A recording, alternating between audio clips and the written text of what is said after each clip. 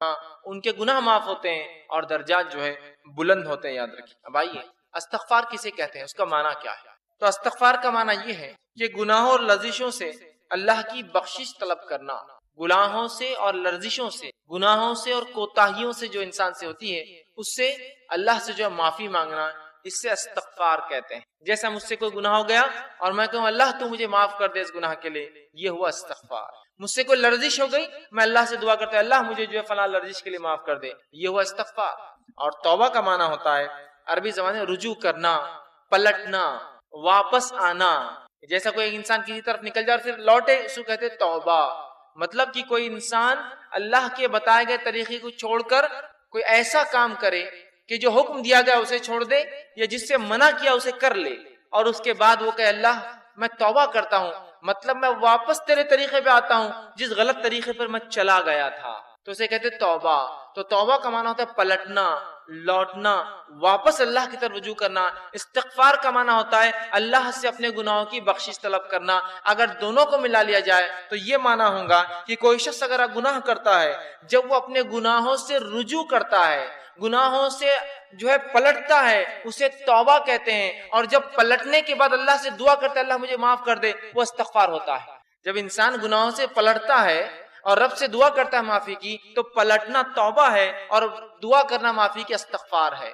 یا دوسرے الفاظ میں جب انسان استغفار کرتا ہے، اللہ سے اپنے گناہوں کی بخشش طلب کرتا ہے اور واپس پلٹتا ہے، مطلب وہ گناہ کو چھوڑ دیتا ہے، تو یہ ہوتا ہے استغفار اور یہ ہوتا ہے توبہ۔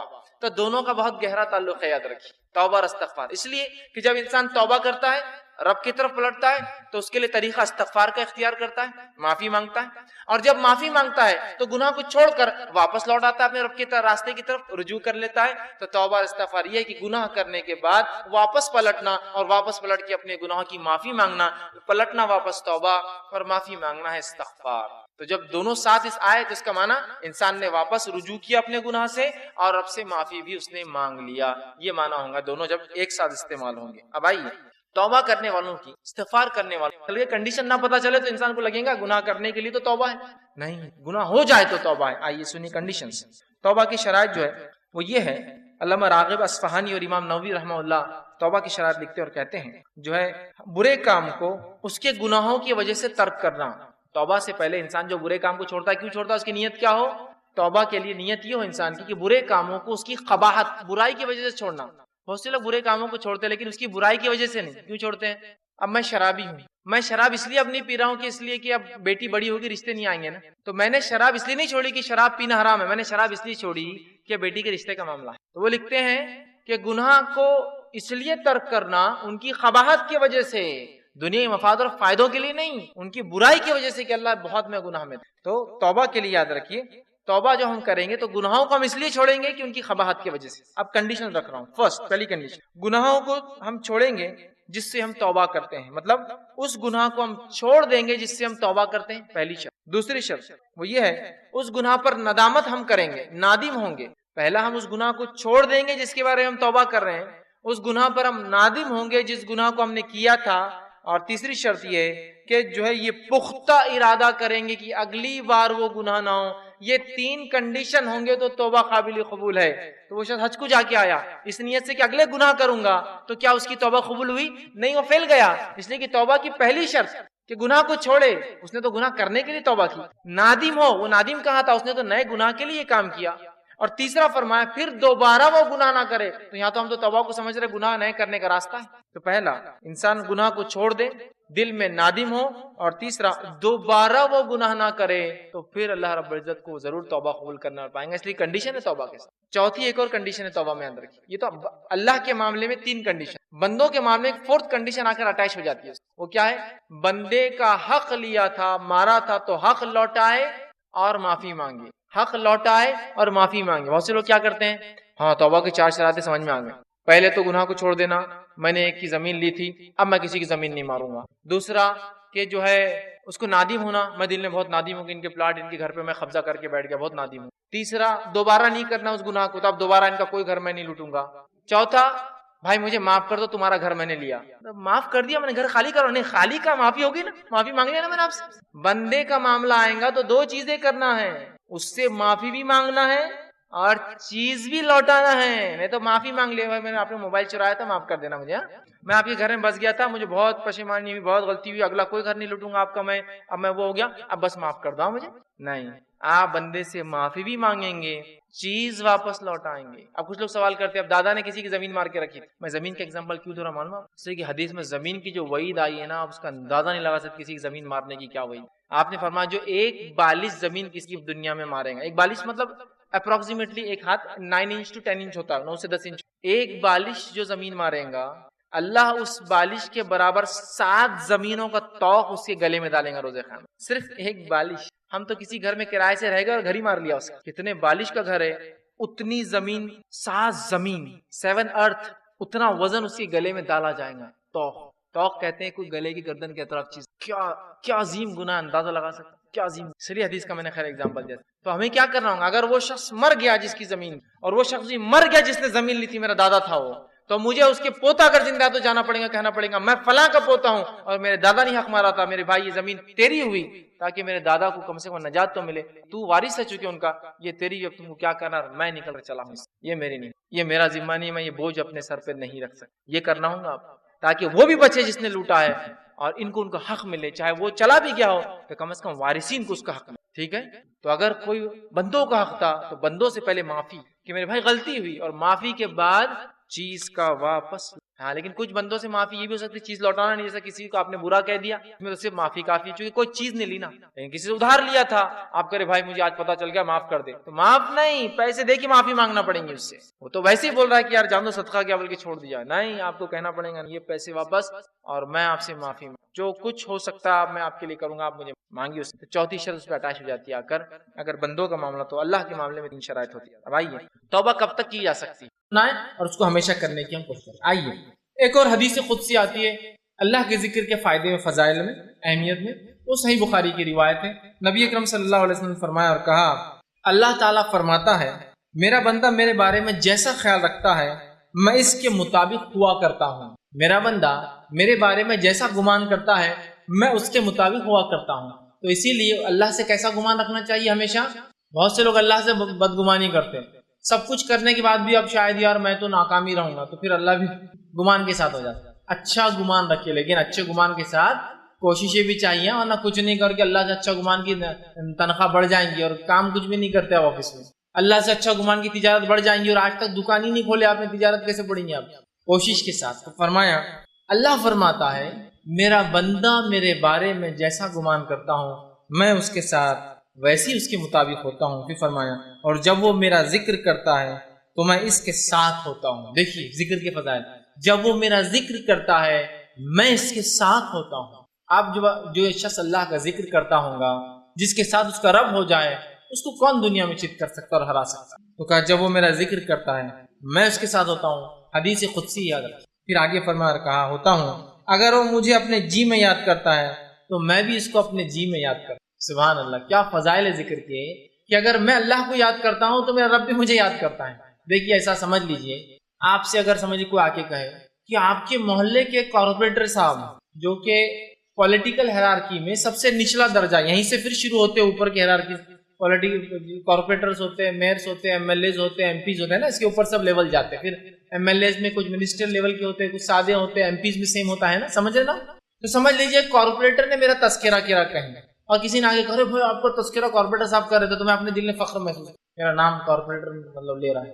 کسی نے کہہ دیا آپ کا ذکر تو ایم ایل اے کی مجلس میں چل رہا تھا لوکل، آپ کہیں گے میری شخصیت، سمجھ رہے نا آپ؟ انسان اس سے فخر محسوس کرتا. کوئی کہہ رہے لوکل آپ کا ایم پی آپ کا تذکرہ کر رہا تھا مجھ سے ملا تو آپ کی عزت کیا ہے. کوئی کہہ رہے پرائم منسٹر آپ کی تذکرہ کر رہا تھا فلاں جگہ بیٹھ کر کہ فلاں آدمی اورنگ آباد میں کہ فلاں، کیسا فخر ہوتا ہے نا. تو اندازہ لگائیے جب میں اپنے رب کو جی میں یاد کرتا ہوں تو میرا رب بھی مجھے اپنے جی میں یاد کرتا ہے. کتنی بڑی فضیلت ہے، کتنی بڑی فضیلت ہے ذکر کہ اللہ ہمیں یاد کرتا ہے، ہم اس کو خاموشی سے کر رہے ہیں، وہ خاموشی سے ہم کو یاد کرتا ہے. آگے آئیے ذرا آگے بڑھتے ہیں. فرما جی میں یاد کرتا ہے، اور اگر وہ کسی محفل میں میرا تذکرہ کرتا، اللہ فرما رہا ہے، تو میں اس کا ذکر اس سے اچھی محفل میں کرتا ہوں. اور جب کوئی بندہ اللہ کا تذکرہ مجلس میں کر رہا ہے تو اللہ اس کا تذکرہ اس سے اچھی مجلس، اس سے مراد فرشتوں کی محفل میں تذکرہ کرتا. اب دیکھیے اب کیا کہنا ہے. ایک تو ہے کہ کوئی لوگ منسٹر جو ہے دل میں یاد کرے مجھے، دوسرا یہ ہے، میں یہ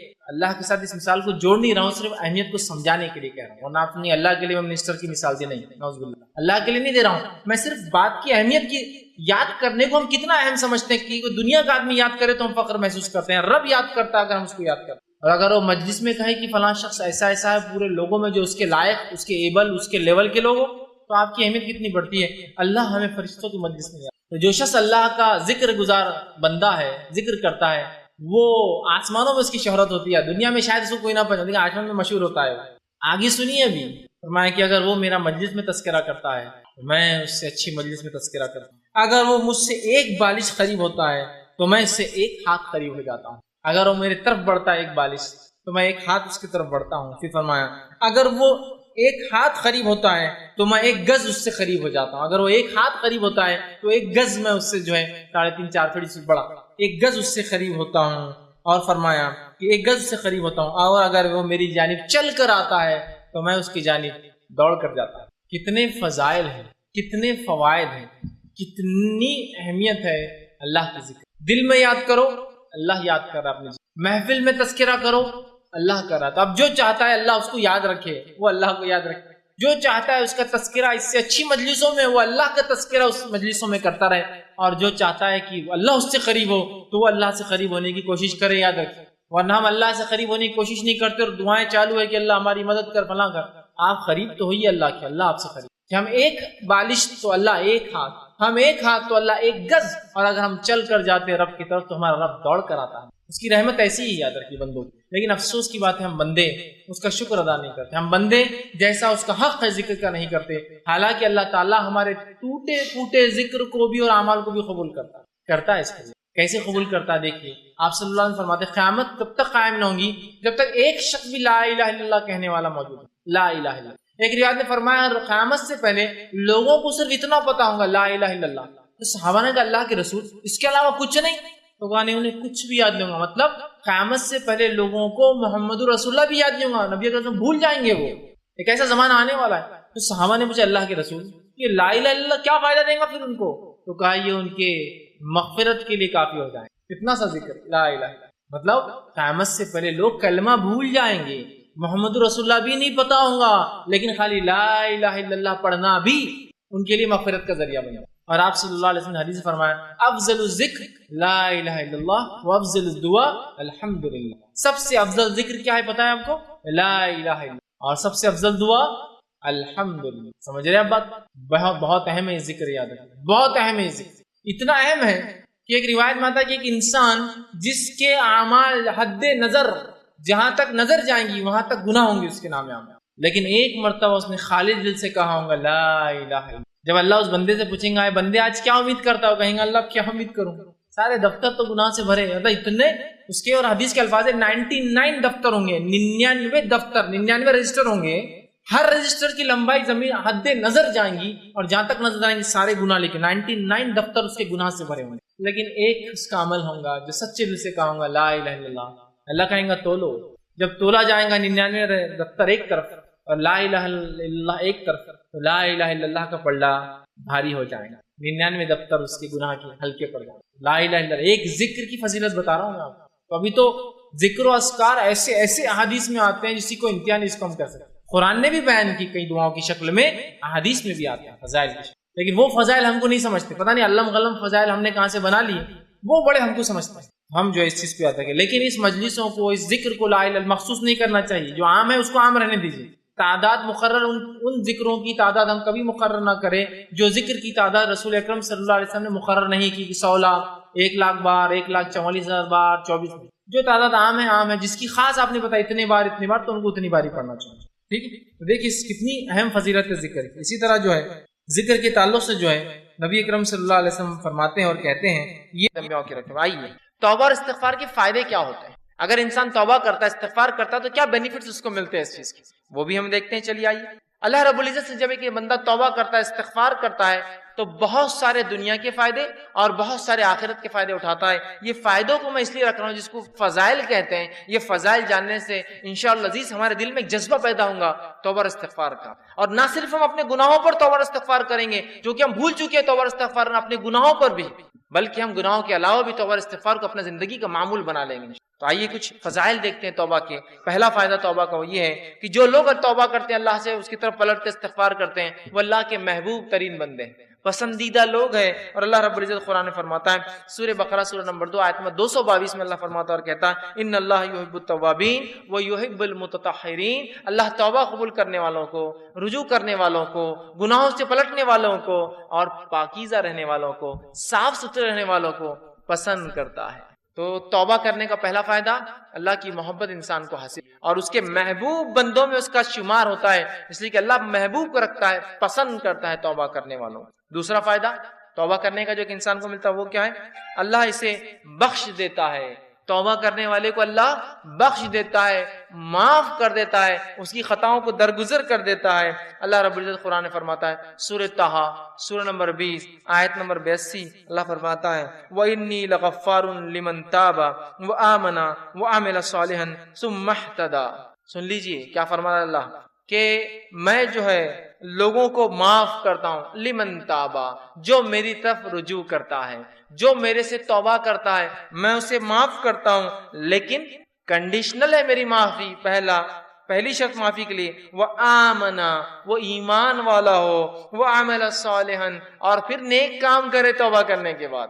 اس کا ہرگز معلوم مطلب یہ نہیں کہ توبہ کر لیا مطلب نیا اکاؤنٹ کھولنے کی اجازت مل گئی مجھے اب گناہ کرنے کی۔ توبہ کرتا ہے ایمان والا انسان اور پھر نیک کام کرتا ہے تو اللہ رب العزت فرماتا ہے، وَإِنِّي لَغَفَّارٌ لِمَن تَابَ، کہ ان لوگوں کی میں توبہ قبول کرتا ہوں جو مجھ سے توبہ کرتے ہیں اور انہیں معاف کر دیتا ہوں، اور پھر وہ ایمان لائے اور نیک عمل پھر کرتے رہے اور اس معاملے پہ جم جائے، اس معاملے پر بڑھ جائے۔ تیسرا فائدہ، چوتھا فائدہ اور پانچواں فائدہ، چونکہ ایک ہی حدیث میں آتا ہے اس لیے میں ایک ساتھ رکھوں گا۔ تیسرا فائدہ توبہ کا ہے، اللہ غم سے نجات دیتا ہے، پریشانیوں سے نجات دیتا ہے، مشکلوں سے نجات دیتا ہے۔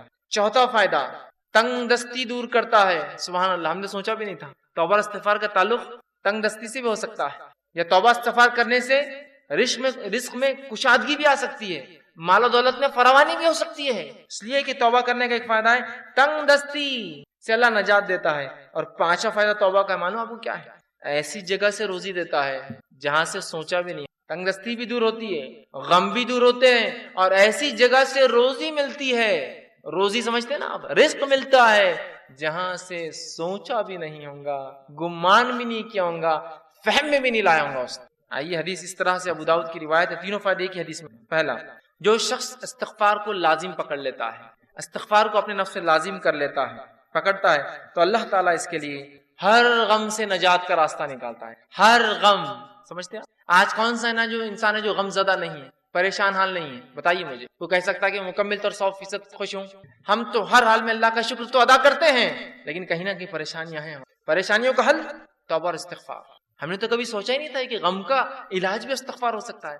ہر غم سے اللہ نجات دیتا ہے استغفار کی بنیاد پہ، اس کی فضیلت یہ ہے۔ دوسرا، ہر تنگ دستی سے کشادگی کی طرف لے آتا ہے، ہر قسم کی غربت اور تنگ دستی سے نکال کے کشادگی کی طرف لاتا ہے۔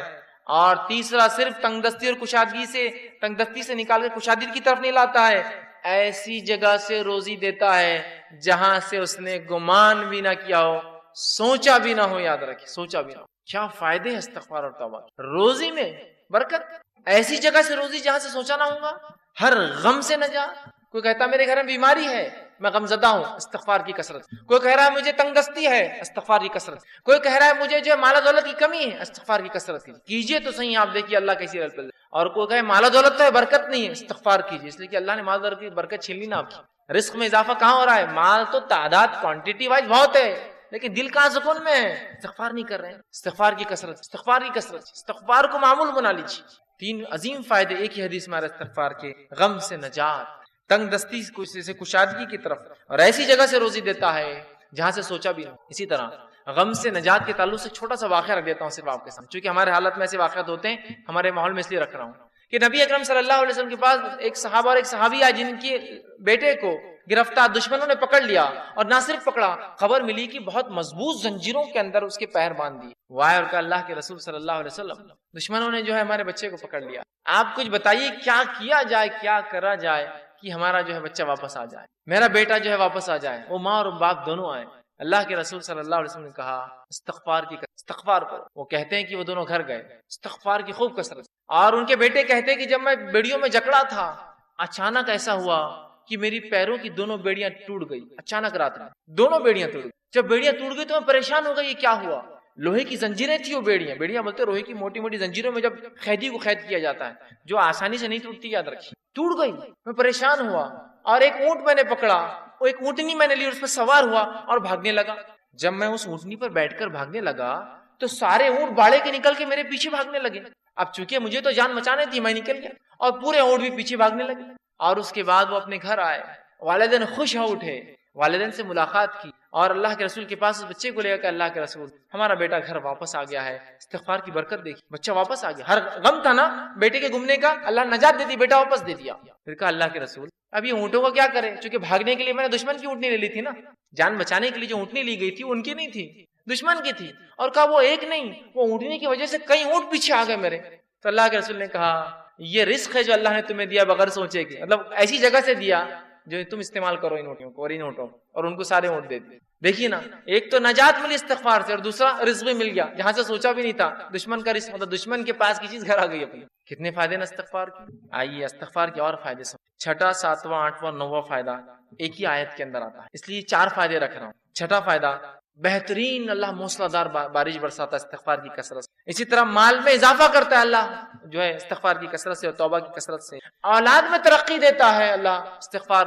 اور توبہ کی کثرت سے، اور باغات اور نہریں نکال دیتا ہے، رزق ذریعہ بنا دیتا ہے استغفار کی کثرت سے۔ اللہ رب العزت نے سورہ نوح سورہ نمبر 71 آیت نمبر 10، 11 اور 12 میں فرمایا اور کہا، نوح علیہ السلام نے اپنی قوم کو دعوت دی اور دعوت دیتے وقت وہ انہیں کیا کہہ رہے سنیے، وہ کہتے ہیں قُلْتُ اسْتَغْفِرُوا رَبَّكُمْ إِنَّهُ كَانَ غَفَّارًا، اے میری قوم اپنے رب سے استغفار کرو اپنے گناہوں کے لیے، تم شرک جیسی برے جرم میں جو ہے پھنسے ہوئے ہو، اپنے رب سے معافی مانگو جو ہے إِنَّهُ كَانَ غَفَّارًا، تمہارا رب ہمارا رب ضرور ہمیں معاف کرے گا اس گناہ کے لیے بھی اور تمام چیزوں کے لیے۔ يُرْسِلِ السَّمَاءَ عَلَيْكُمْ، اور جب تم توبہ کرو گے تو آسمان سے موسلا دھار بارش برسائیں گا جو نفع بخش ہوتی ہے، نقصان دہ نہیں ہوتی۔ یرسل السماء علیکم مدرارا، کس وجہ سے؟ ایمان لانے کے بعد اگر استغفار کرو گے تو آسمان سے بہترین موسلادھار بارش برسائیں گا۔ پھر فرمایا وَيُمْدِدْكُمْ بِأَمْوَالٍ وَبَنِينَ، اور تمہیں مال میں، دیکھیے مال کا سیدھا لفظ ہے، رزق کا لفظ ہے، رزق میں مال اولاد سب آتا ہے۔ وَيُمْدِدْ، تمہیں بڑھاوا دیں گا، مالٍ وَبَنِينَ، مال میں، روپی اور پیسے میں، اور لڑکوں میں اضافہ کریں گا تمہارے، ہے نا؟ انسان کیا چاہتا ہے اپنے لیے؟ تو کہا تم چاہتے ہو نا رب سے اولاد اور لڑکے، تو اس میں اضافہ کریں گا تمہارے۔ تو جو لوگ بے اولاد ہو استغفار کی کثرت، بارش نہیں ہو رہی ہے استغفار کی کثرت، چونکہ نوح علیہ السلام کہہ رہے ایمان کے بعد استغفار کرو گے تو بارش برسائیں گا، مال و دولت میں اضافہ کریں گا، اولاد عطا فرمائیں گا تمہیں۔ پھر فرمایا وَيَجْعَلْ لَكُمْ جَنَّاتٍ وَيَجْعَلْ لَكُمْ أَنْهَارًا، اور تمہارے لیے بہترین باغات میسر کر دیں گا، اور صرف باغات نہیں بہترین نہریں جاری کر دیں گا کہ نہ صرف کھیتی ہو، پانی والی کھیتی تمہیں عطا فرمائے۔ 4 فائدے دیکھیں استغفار کے کیسے ایک ہی ساتھ آ رہے ہیں۔ بارش کا بہترین برسنا، دوسرا فائدہ ہم دیکھ رہے ہیں اس کے اندر وہ یہ ہے کہ مال میں اضافہ، اولاد میں اضافہ، اور کھیتی باڑی اور نہروں کے اندر اضافہ اللہ تعالیٰ کر دیتا ہے۔ 10واں فائدہ استغفار کا وہ یہ ہے انسان کا دل سیاہ کالا ہونے سے بچ جاتا ہے۔ نبی اکرم صلی اللہ علیہ وسلم فرماتے ہیں، مستدرک حاکم کی روایت آپ نے فرمایا، بندہ جب گناہ کرتا ہے تو اس کے دل پر ایک کالا سیاہ داغ پڑ جاتا ہے، ایک سپاٹ آ جاتا ہے۔ اگر وہ استغفار کر لیتا ہے تو سپاٹ مٹا دیا جاتا ہے، وائپ آؤٹ کر دیا جاتا ہے، صاف کر دیا جاتا ہے۔ لیکن اگر وہ توبہ اور استغفار نہیں کرتا تو داغ بڑھتا جاتا ہے، بڑھتا جاتا ہے، بڑھتا جاتا ہے، حتیٰ کہ اس کا پورا دل کالا ہو جاتا ہے۔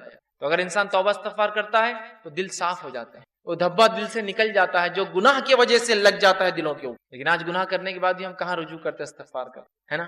اسی لیے کہا جاتا ہے ہمارے دل تو آج کالے ہو چکے، اس لیے کہ ہمارے اعمال کالے ہیں۔ استغفار کرنے سے دھبا مٹتا چلا جاتا ہے، گناہ ہوئے استغفار کیجیے، توبہ کیجیے، دھبا مٹ جائیں گا، تو دل کالے ہونے سے بچ جاتا ہے۔ اور جب استغفار کرتا ہے تو دل چمکا دیا جاتا ہے، صاف کر دیا جاتا ہے۔ اسی طرح 11واں فائدہ توبہ اور استغفار کا وہ یہ ہے کہ توبہ اور استغفار سے کتنا ہی گناہ، بڑا گناہ کیوں نہ اللہ معاف کر دیتا ہے۔ توبہ اور استغفار جب انسان کرتا ہے نا، کتنا ہی بڑا گناہ آپ نے اور ہم نے کیوں نہ کیا ہو، اللہ معاف کر، کتنا ہی بڑا۔ اور سب سے بڑا دنیا میں گناہ کون سا ہے؟ اللہ کے ساتھ شرک کرنا۔ اگر شرک کرنے والا بھی توبہ کرے سچی، تو سچی توبہ کے بعد اللہ اس کے شرک کو بھی معاف کر دیتا ہے، زنا کو بھی معاف کر دیتا ہے، کفر کو بھی معاف کر دیتا ہے، نفاق کو بھی معاف کر دیتا ہے، ہر قسم کے گناہ کو معاف کر دیتا ہے۔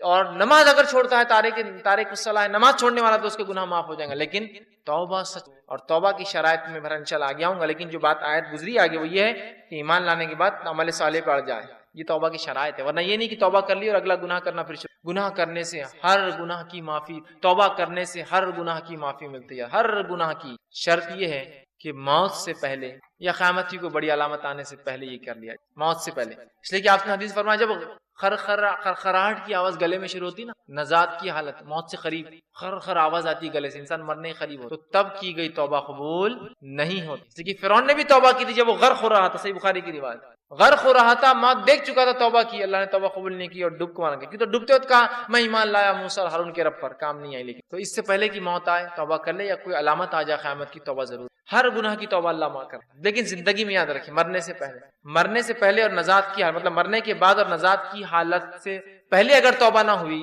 تو پھر توبہ کی گنجائش نہیں۔ جو گناہ ہم سے ہوا ہو، کتنا ہی بڑا کیوں نہ ہو، سچی توبہ اپنے رب سے کیجیے، یاد رکھیں توبۃ النصوحہ کیجیے، انشاءاللہ عزیز ہمارا رب کو ہم پائیں گے کہ وہ ہر گناہ کو۔ آئیے 12واں فائدہ، سچی توبہ کرنے سے ایک ایسا عظیم فائدہ ہے، سچی توبہ کرنے سے اللہ گناہوں کو بھی نیکی میں تبدیل کرتا ہے۔ سبحان اللہ، ایسا کہیں ہوتا ہے کسی کا آپ نے نقصان کیا، نقصان کرنے کے بعد معافی مانگی اور اس نے اتنے نقصان کے بدلے آپ کو کچھ عطا کر دیا؟ ہوتا یہ کہ معافی دے دے تو بڑی بات ہے، نہیں تو چیز بھر کی بھی دینا پڑتی، معافی مانگنا پڑتی ہے، زندگی بھر کی دشمنی بھی رہتی باقی۔ گناہوں کو نیکی میں تبدیل کرنے اگر توبہ سچی ہو تو نبی اکرم صلی اللہ علیہ وسلم کے پاس ایک ایسا قبیلہ آیا عرب کا جو لوٹ مار کرتا تھا، راستوں مسافروں کو لوٹتا تھا اور وہی ان کے انکم کا ذریعہ تھا، خون قرابہ، قتل، غارت گری، شرک اور کفر اور لوٹ مار۔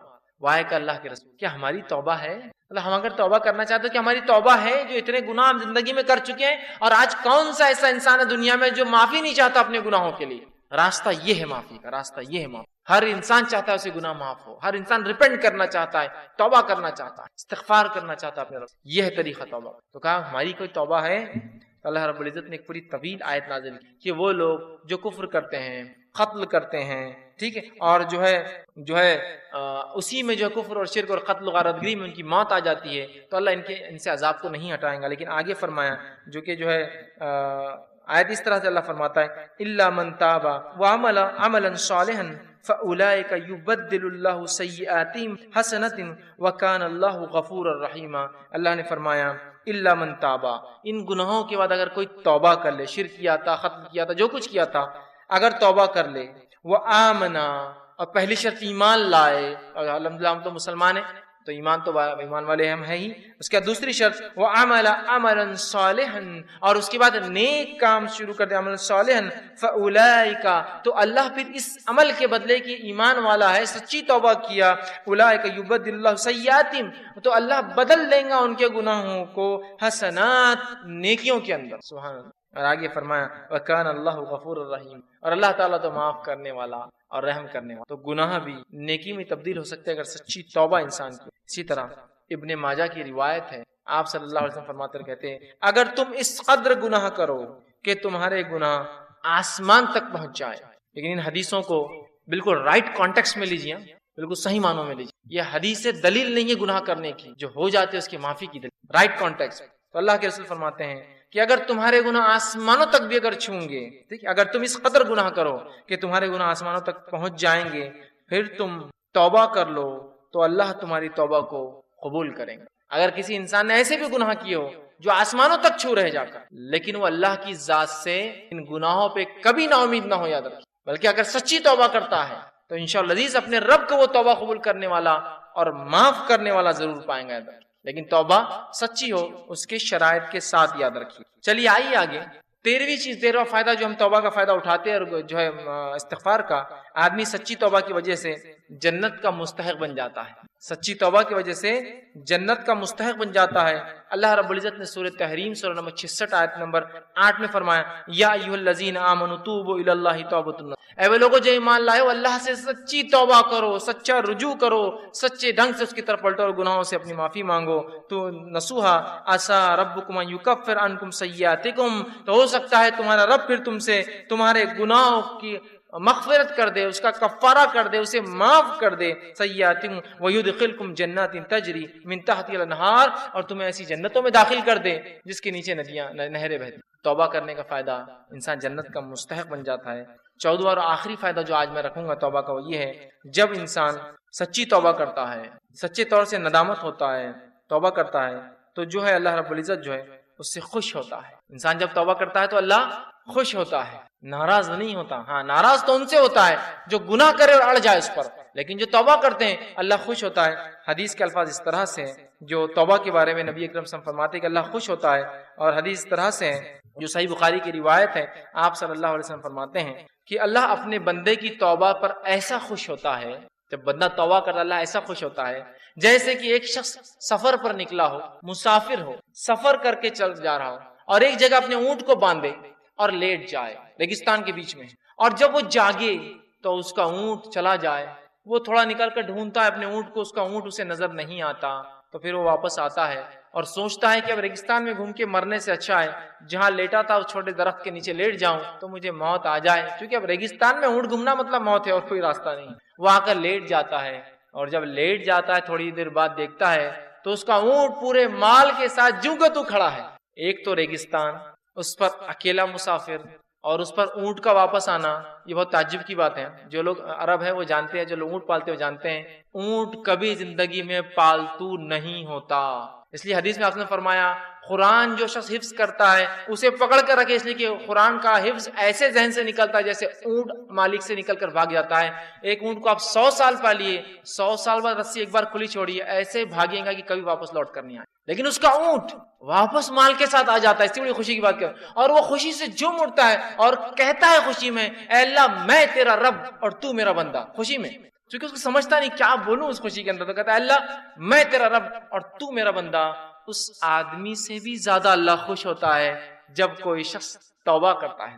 اس آدمی سے بھی زیادہ اللہ خوش ہوتا ہے جب کوئی شخص توبہ کرتا ہے. دیکھ رہے ہیں آپ توبہ کیا فضیلت ہے. اللہ خوش ہوتا ہے توبہ کرنے والوں سے، اور بہت ناراض اور غضبناک ہوتا ہے، عذاب نازل کرتا ہے جو گناہوں پہ گناہ کرتے ہیں. اور انسان ہونے کے ناطے کیا گناہ ہم سے نہیں ہوتے، کیا گناہ نہیں ہوتے ہماری آنکھوں سے، ہمارے ہاتھ سے، ہماری زبان سے، ہمارے کانوں سے، ہمارے جسم سے، لیکن رب سے ہم فوراً کر لیں استغفر اللہ استغفر اللہ. پتہ نہیں کیا ہو گیا، کوئی چیز نقصان پہنچ گیا، کسی جانور کو نقصان پہنچ گیا، کسی انسان کو پہنچ گیا ہوں، میں نہیں جانتا ہوں، میری گاڑی کہیں کھڑی تھی کسی کو تکلیف ہو گئی ہوں گی، استغفار کا ورد کر رہا ہوں استغفر اللہ، ہو گیا گناہ معاف. آئندہ وہ غلطی نہیں کرنا چاہیے، لیکن انون ہم کو نہیں پتا ہم سے کیا ہو رہا ہے، کتنی خطائیں غلطیاں ہو جاتی ہیں، بس ورد کرتے رہیے، اپنے ایک معمول بنا لے ہم. تو آپ صلی اللہ علیہ وسلم فرماتے اس سے زیادہ اللہ خوش ہوتا ہے اس آدمی سے جب کوئی انسان اپنے رب کی طرف رجوع کرتا ہے اور توبہ کرتا ہے، پلٹتا ہے، گناہوں سے معافی مانگتا. ابن القیم رحمہ اللہ جو ہے کتاب ہے ان کی لکھی مدراج سالکین، اس کے اندر بہت اچھی بات نقل کرتے ہیں. انشاءاللہ اس کتاب کا میں پورا وہ پریفیس وہ جملہ آپ کے سامنے نقل کرتا ہوں. وہ لکھتے ہیں اور کہتے ہیں توبہ کے بارے میں کہ توبہ ہی دین کی حقیقت ہے. وہ لکھتے ہیں اور کہتے ہیں، فرماتے ہیں، آپ نے فرمایا اور کہا، فرماتے ہیں کہ دین اسلام کی حقیقت، توبہ دین اسلام کی حقیقت ہے اور سارے کام، سارا دین توبہ میں داخل ہے. توبہ اتنی اہم چیز ہے کہ سارے کام اور سارا دین توبہ میں داخل ہے. یہی وجہ ہے کہ توبہ کرنے والا اس بات کا مستحق ہے کہ اللہ تعالیٰ کا وہ دوست قرار دیا جاتا ہے، کیونکہ اللہ تعالیٰ توبہ کرنے والوں اور پاک صاف رہنے والوں کو دوست رکھتا ہے. کہ تو اللہ جس سے محبت کرتا ہے مطلب وہ اللہ کا دوست ہے نا. توبہ کرنے والوں سے اللہ محبت کرتا ہے تو اللہ کے دوست ہے. اس کا مطلب توبہ دین کا بہت اہم حصہ، بلکہ وہ کہتے ہیں بلکہ مکمل دین اسلام مکمل توبہ کے اندر ہے. پھر وہ آگے لکھتے ہیں اللہ تعالیٰ اپنے ان بندوں سے محبت رکھتا ہے جو اس کام کو بجا لائے جس کا اس نے حکم دیا ہے، اور اسے ترک کرے، ان کاموں کو چھوڑ دیں جس سے اس نے منع فرمایا ہے. تو گویا توبہ کا مفہوم یہ ہے کہ جن کاموں کو اللہ تعالیٰ نے ظاہری اور باطنی طور پر ناپسند فرمایا ہے، فرماتا ہے انسان ان سے رجوع کرے، توبہ کرتے ہوئے ایسے کاموں کو اختیار کرے جنہیں اللہ تعالیٰ ظاہری اور باطنی مطلب اوپنلی اور کلوزلی، چھپا ہوا سیکرٹلی اس کو پسند کرتا ہے. فرماتا ہے اس اعتبار سے توبہ ایک جامع لفظ ہے اور اسلام، ایمان اور احسان اس توبہ میں مکمل طور سے داخل ہے، اور یہ تمام مقامات کا احاطہ کیے ہوئے. اسی لیے یہ ہر مومن کے مقصود کی ابتدا بھی ہے کہ وہ توبہ کرے، اور انتہا بھی ہے، خاتمہ بھی اسی پر ہو کہ وہ توبہ کرے. اسی مقصود کی خاطر مخلوق کو جود بخشا گیا، اور توحید اسی کا ایک جز ہے، بلکہ عظیم جز ہے. پھر آگے لکھتے ہیں اکثر لوگ توبہ کی قدر و منزلت اور اس کی حقیقت سے آگاہ نہیں ہوتے. علم اور عمل اور حال کے اعتبار سے توبہ کرنا تو بہت دور کی بات ہے. اللہ تعالیٰ توبہ کرنے والوں سے اسی لیے محبت رکھتا ہے کہ ساری مخلوق میں وہی ہے جو اس کے خاص بندے ہیں. توبہ کرنے والے خاص بندے ہیں، گناہ گار تو سارے ہی ہیں، خاص ہیں. اگر توبہ اسلام کے تمام احکام اور ایمان کہ کامل حقائق کی جامع نہ ہوتی تو اللہ تعالیٰ اپنے بندے کی توبہ پر اس قدر مسرت کا اعلان نہ کرتا۔ اگر توبہ بہت اہم چیز نہ ہوتی تو وہ حدیث میں وہ نہیں آتا کہ ایک آدمی جس طرح سے خوش ہوتا ہے اللہ ویسا خوش ہوتا ہے۔ اعلان اظہار نہ فرماتا تمام مقامات وہ احوال جن کے بارے میں لوگ گفتگو کرتے ہیں وہ سب توبہ ہی کی تفصیلات اور اس کی آثار اور اسی کے نتائج ہیں۔ تو توبہ کے بارے میں کتنی پیاری بات لکھتے ہیں کہ ہر چیز کا تعلق کہتے دین اور اسلام کا توبہ سے ہے۔ اب آئیے توبہ کی کنڈیشنز کیا ہیں، شرائط۔ چلیے کنڈیشن نہ پتہ چلے تو انسان کو لگے گا گناہ کرنے کے لیے تو توبہ ہے، نہیں، گناہ ہو جائے تو توبہ ہے۔ آئیے سنی کنڈیشنز۔ توبہ کی شرائط جو ہے وہ یہ ہے، علامہ راغب اصفہانی اور امام نووی رحمہ اللہ توبہ کی شرائط لکھتے اور کہتے ہیں جو ہے برے کام کو اس کے گناہوں کی وجہ سے ترک کرنا۔ توبہ سے پہلے انسان جو برے کام کو چھوڑتا ہے کیوں چھوڑتا ہے، اس کی نیت کیا ہو؟ توبہ کے لیے نیت یہ ہو انسان کی کہ برے کاموں کو اس کی قباحت برائی کی وجہ سے چھوڑنا۔ بہت سے لوگ برے کاموں کو چھوڑتے ہیں لیکن اس کی برائی کی وجہ سے نہیں۔ کیوں چھوڑتے ہیں؟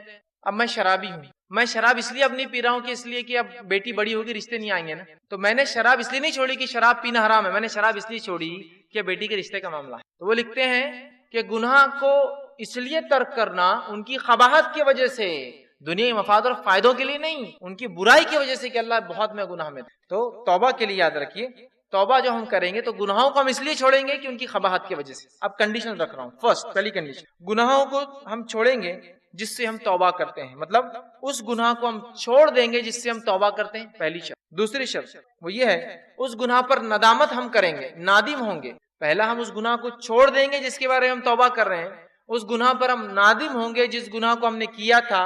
اور تیسری شرط یہ ہے کہ جو ہے یہ پختہ ارادہ کریں گے کہ اگلی بار وہ گناہ نہ ہو۔ یہ تین کنڈیشن ہوں گے تو توبہ قابل قبول ہے۔ تو وہ شخص حج کو جا کے آیا اس نیت سے کہ اگلے گناہ کروں گا، تو کیا اس کی توبہ قبول ہوئی؟ نہیں، وہ فیل گیا۔ اس لیے کہ توبہ کی پہلی شرط کہ گناہ کو چھوڑے، اس نے تو گناہ کرنے کے لیے توبہ کی۔ نادم ہو، وہ نادم کہاں تھا، اس نے تو نئے گناہ کے لیے یہ کام کیا۔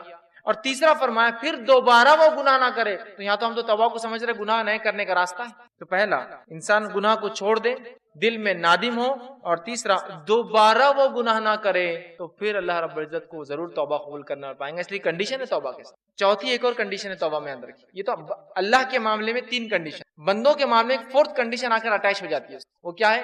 بندے کا حق لیا تھا، مارا تھا، تو حق لوٹائے اور معافی مانگے، حق لوٹائے اور معافی مانگے۔ بہت سے لوگ کیا کرتے ہیں، ہاں توبہ کی چار شرائطیں سمجھ میں آ گئے۔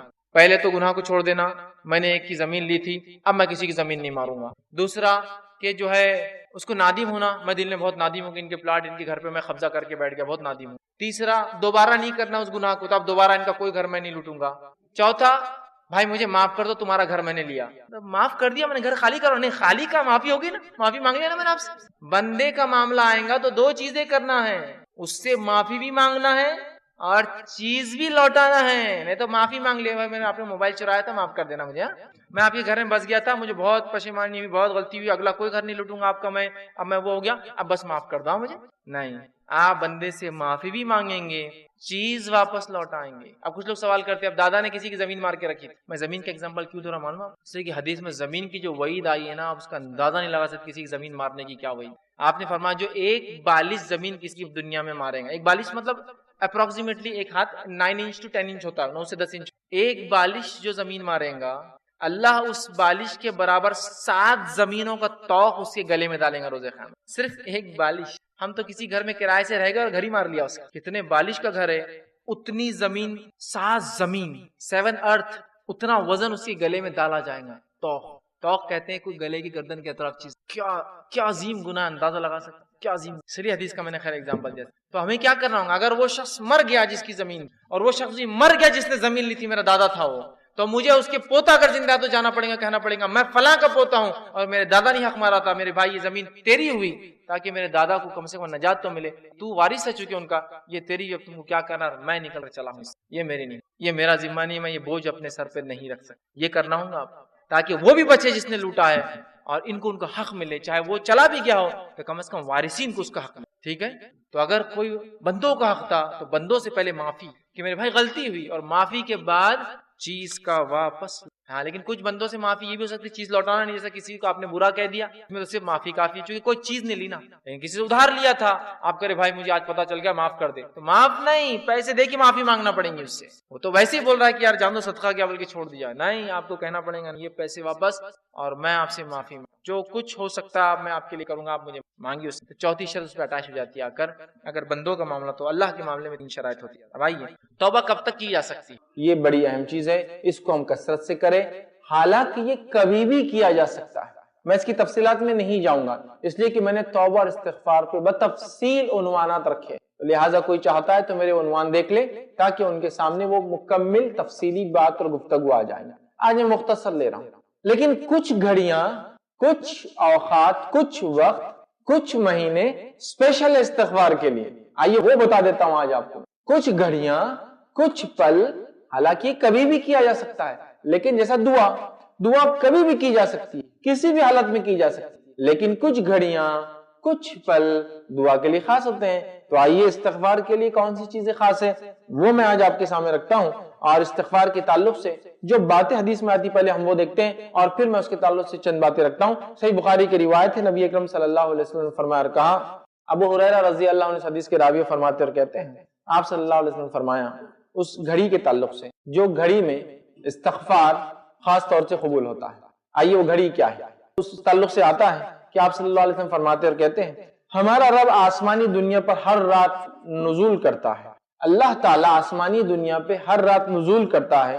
जब रात का आखिरी तिहाई हिस्सा जो है बाकी रह जाता है, आखिरी तिहाई हिस्सा मतलब फजर से पहले का हिस्सा, जिसको हम आमतौर से सहर कहते हैं, जिसमें हम उठ के रमजान वगैरह में रोजा रखते हैं, मतलब सहर करते हैं, खाना खाते। तो आपने फरमाया हमारा रब आसमानी दुनिया पर हर रात नुज़ूल करता है, जब रात का आखिरी तिहाई हिस्सा बाकी रह जाता है, ठीक है, तो फरमाता है, कौन है जो मुझसे दुआ करे, मैं इसकी दुआ कबूल करूं, कौन है जो मुझसे मांगे, मैं इसको जो है उसकी झोली भर दूं, कौन है जो इस्तिग़फ़ार करे यानी गुनाह की माफी मांगे और मैं इसको बख्श दूं। तो गोया ये कभी भी किया जा सकता है इस्तिग़फ़ार, लेकिन अगर खास घड़ी आपको जानना इस्तिग़फ़ार की, ऐसा दुआ कभी भी की जा सकती है, उसकी खास घड़ी है, तो इस्तिग़फ़ार करने की खास घड़ी है रात का आखिरी हिस्सा, लास्ट थर्ड पार्ट, समझ रहे आप? इसमें इस्तिग़फ़ार जब बंदा करता है तो रब खुद मुनादी देता है, कोई है मैं माफ करने बैठा, कोई है इस्तिग़फ़ार करने वाला, अपने गुनाहों की माफी मांगने वाला, मैं माफी देने बैठा।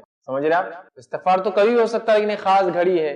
हर आदमी हर रोज रात के आखिरी पहर, लास्ट थर्ड में अपने रब से माफी मांग सकता है। ये टाइम दुआ भी कबूल होती है, ये टाइम अल्लाह झोली भर देता है, और यही टाइम है जब अल्लाह माफी देता है। ठीक है, तो इस वक्त उठ के तहज्जुद जिससे कहते हैं, नबी अकरम सल्लल्लाहु अलैहि वसल्लम उसको हमेशा पढ़ते थे, वो वक्त जरूर उठकर हम अल्लाह से दुआएं करें। ठीक, इसी तरह जो है सूरह आल इमरान सूरह नंबर 3 आयत नंबर 135 में अल्लाह फरमाता और कहता है मोमिनों के ताल्लुक से, और कहता है, वल्लज़ीना इज़ा फ़अलू फ़ाहिशतन औ ज़लमू अनफुसहुम ज़करुल्लाह फ़स्तग़फ़िरू लिज़ुनूबिहिम वमन यग़फ़िरुज़्ज़ुनूबा इल्लल्लाह वलम युसिर्रू अला मा फ़अलू वहुम यालमून। अल्लाह फरमाता और कहता है, जब इनसे कोई फाहिश काम हो जाता है, मोमिनों की सिफत बता, जब इनसे कोई फाहिश काम हो जाता है या वो अपनी नफ्स पर जुल्म कर बैठते हैं, तो अल्लाह फरमाता है मोमिनों की सिफत ये, तो अपने वो गुनाहों के लिए जो है जुल्म कर बैठते हैं, तो इन्हें अल्लाह याद आ जाता है, वो अल्लाह का जिक्र करते हैं और इस्तिग़फ़ार करते हैं, और अल्लाह के सिवा गुनाह कौन बख्श सकता है, वो जानते बूझते गुनाहों पर इसरार नहीं करते। तो मोमिनों की सिफत क्या है? जानते बूझते गुनाहों पर अड़ नहीं जाते, गुनाह होते अल्लाह का जिक्र करते, अल्लाह को याद करते और अपने गुनाहों का इस्तिग़फ़ार करते। तो ये मोमिनों की सिफत है। इसी तरह जो है इस्तिग़फ़ार के लिए खास महीना भी है, हालांकि कभी भी किया जा सकता है। वो कौन सा महीना है? रमजान। इसलिए कि नबी अकरम सल्लल्लाहु अलैहि वसल्लम हदीस में क्या फरमाया, इब्ने खुज़ैमा की रिवायत है, लानत तो हलाकत तो बर्बादी हो उस शख्स के लिए जो रमजान जैसा महीना पाए और उस महीने में अपनी मग़फ़िरत ना करा सके। तो पता चला रमजान का महीना स्पेशल सीजन है, स्पेशल ऑफर है इस्तिग़फ़ार के लिए कि हम कसरत से अपने रब से तौबा कर ले और इस्तिग़फ़ार कर ले और अपने गुनाहों की माफी कर ले, और जो ऐसा ना कर सके उस पर लानत है। लानत है शख्स पर जो रमजान का महीना पाकर अपने गुनाहों की माफी ना मंगवा ले। कितनी जबरदस्त बात कही गई है ना। तो गोया एक वक्त भी है, घड़ी भी है, एक महीना भी खास है इसके लिए। अफसोस की बात है रमजान हमारी जिंदगी में आता और चला जाता है, हम उसको यूं ही इजी ले लेते हैं।